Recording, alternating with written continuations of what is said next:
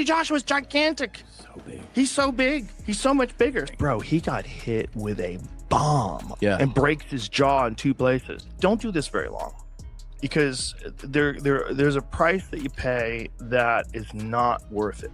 So here's what went down. Jake Paul's fighting days just ended, and everyone saw it coming except him. All it takes is one punch to completely ruin your life. Jake Paul just got forced into retirement the way boxing always settles arguments, through damage that makes the choice for you. December 19th, 2025 at Miami's Kaseya Center, streaming live on Netflix. This was supposed to be legitimate heavyweight boxing with real stakes and actual consequences. And those consequences mattered because when Anthony Joshua dropped him over and over again and shattered his jaw in multiple places, walking away stopped being a maybe and became the only smart move left. Ultimately, the big win for him would be that he was even willing to do it, and that he could do well for a little bit. Yeah, and then eventually just deal with the fact that Anthony Joshua is going to connect with a bomb. Joshua put him on the canvas 4 separate times, 2 knockdowns in round 5, 2 more in round 6. This wasn't some lucky punch or perfect timing. This was systematic destruction happening in real time. This was watching someone get dismantled piece by piece until the referee couldn't let it continue. Retirement becomes reality when you lose the ability to defend yourself. Style that would align with a ring that size, a negative style as we mentioned. It really comes down to the fan interest. Jake Paul is on a 2-fight stretch coming into this one, which really put his reputation on the line. That's when the injury happened that ended all debate. Double jaw fracture, broken on both sides. Straight to the hospital, emergency room. No interviews afterward because speaking was physically impossible. Then came the surgery, the liquid meals, the metal wires. When it gets to this point, retirement isn't about feelings or ego anymore. It's just medical necessity. 28 years old, 29 next month. Don't do this very long, because there's a price that you pay that is not worth it. It's not worth it. And that price is depression, deep depression, a severe brain imbalance that's going to lead you to addiction.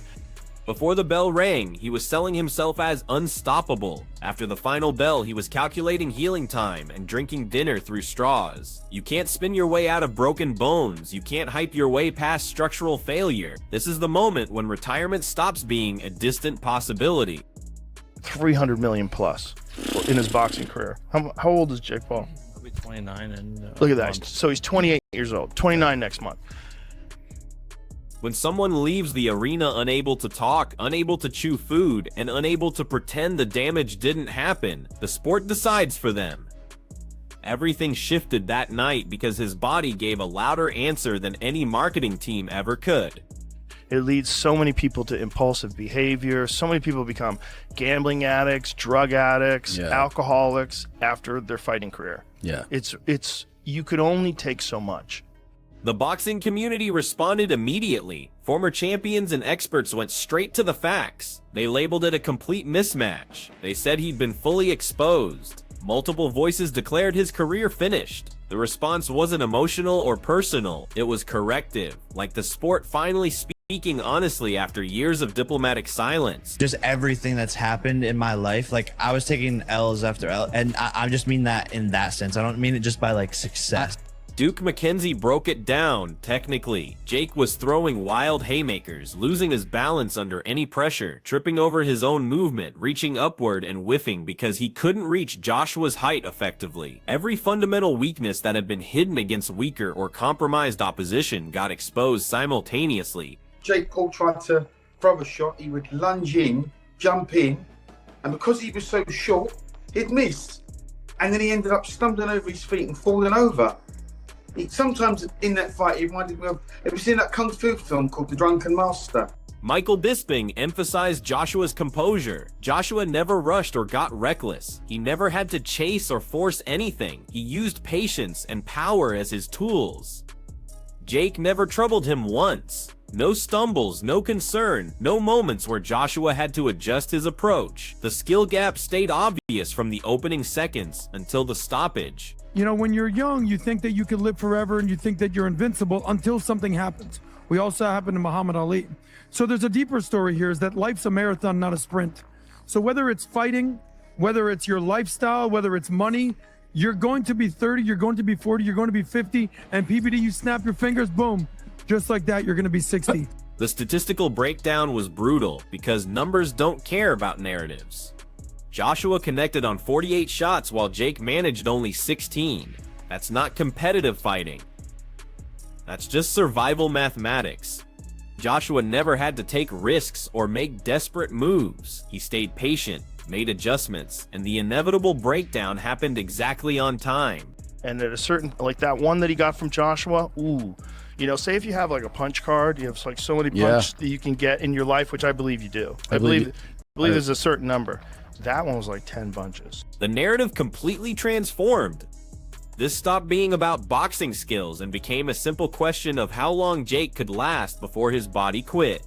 The discussion moved away from wins and losses toward whether he ever deserved to be in there at all. He weighed 216, but he's doesn't even have abs, right? At 216, he could easily weigh 190. Yeah. I'm sure he could make 190. Yeah. Anthony Joshua's gigantic. So big. He's so big. He's so much bigger. So of course, like, The strategy revealed everything before the knockout even happened. Massive 22-foot ring, constant retreating, straight backward running instead of side-to-side movement. This wasn't ring generalship. This was organized retreat, wearing boxing gloves. Clinching became his primary response, wrestling moves inside a boxing match, leaning, holding, falling into the referee's arms. Experts didn't call it smart tactics, they called it pure desperation. You clinch when you're overmatched and stealing time, not when you're executing a winning game plan. if he wasn't a YouTuber, people would be way more impressed with him. Yeah. The problem is he was like a famous kid, and then no one took him seriously. There was zero attempt to win individual rounds, no sustained attack sequences, no offensive pressure at all. Everything pointed toward one single goal: minimize damage, extend the fight, make it appear respectable. The visual was devastating. A heavyweight championship reduced to defensive survival theater. Commentators openly ridiculed what they were witnessing because ignoring it was impossible. This was someone running from embarrassment, not fighting for victory.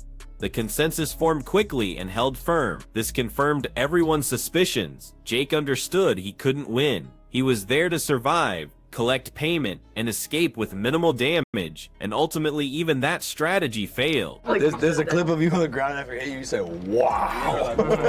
Can someone start posting content? Joe Rogan said exactly what everyone else was dancing around, and he didn't sugarcoat it. He called it a devastating wake-up call and told Jake Paul to retire immediately. Not eventually. Not after another big payday. Right now. Rogan wasn't speaking as a critic or casual observer. He was speaking as someone who's witnessed fighters pay for accumulated damage decades after their careers end. They put your teeth back in when they pop out like that, or are they gone forever? I don't know. But it's just wired shut for like 6 weeks now.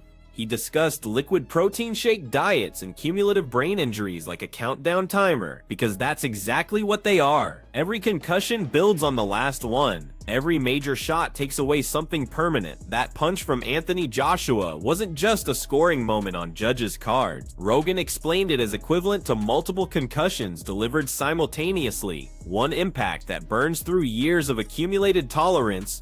Is that 96 million or whatever worth you having brain damage for the rest of your life? And this is the thing, that this is, to me, besides the Tyson Fury's brother, this is, you're going up against a real fighter. This guy, if that boxer punches you in the face in the street, that's assault with a deadly weapon. He's a trained... The jaw injury became the perfect symbol everyone needed to stop the pretending. Medical experts and analysts explained this wasn't simply a facial fracture. When your jaw snaps on both sides, that force doesn't politely stop at bone level. It travels inward. Brain trauma doesn't announce itself immediately. It appears later as memory problems, mood disorders, depression, impulse control issues.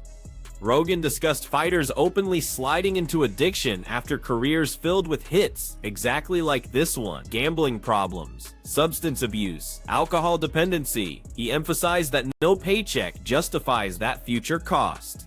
In his lower jaw. Oh, you can show. Here, look. Science. So science is right there and there.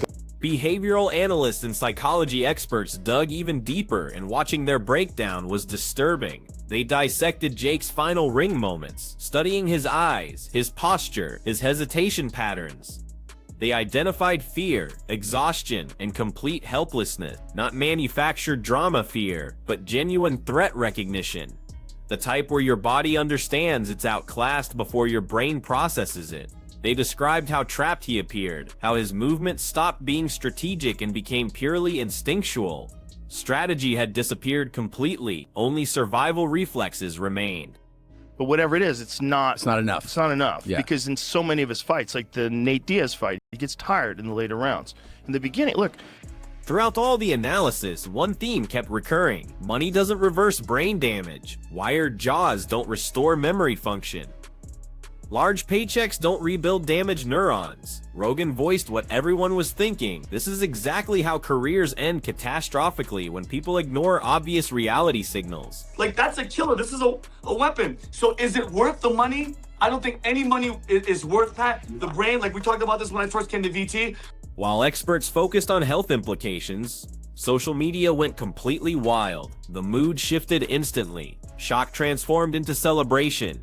Relief morphed into mockery. Memes saturated every timeline. Video clips replayed endlessly. People weren't just responding to a defeat, they were responding to years of promotional hype finally meeting basic physics. Less than a decade, he has had no real professional opponents other than Tommy Fury that were legitimate world-class boxers. Jake Paul the fighter disappeared. Jake Paul the entertainer stepped forward. Salesman, performer, content creator. Analysts noted he promotes events better than he executes techniques. That might have been manageable if he'd embraced it. What made it insufferable was treating entertainment like athletic achievement. The puncher's chance theory got demolished publicly. Analysts labeled it complete fiction. You don't get miracle knockouts against Olympic heavyweight champions who see everything coming. That logic applies to bar fights and backyard legends, not professional competition. Against someone like Anthony Joshua, size advantages, timing precision, and experience eliminate storybook endings quickly. As retirement speculation intensified, Jake's own communication made everything worse. One day he joked about fighting again within weeks. The next day he was posting surgical updates. Liquid nutrition, mobility issues, constant pain, jaw reconstruction. The messaging contradiction was impossible to ignore. You can't market invincibility while documenting recovery timelines. Analysts began predicting what everyone already knew. This isn't a brief hiatus. This is an extended break at minimum and silent retirement at maximum. The injury alone requires substantial time. The absence of realistic future opponents requires even more. There's no clear pathway back to legitimacy after this type of loss combined with this level of physical damage. Behind closed doors, conversations turn much colder. Sponsors evaluate risk factors. Streaming platforms consider liability issues. Broadcasters examine medical reports instead of viewership projection. The entertainment value evaporates when the product starts appearing vulnerable and unpredictable in dangerous ways.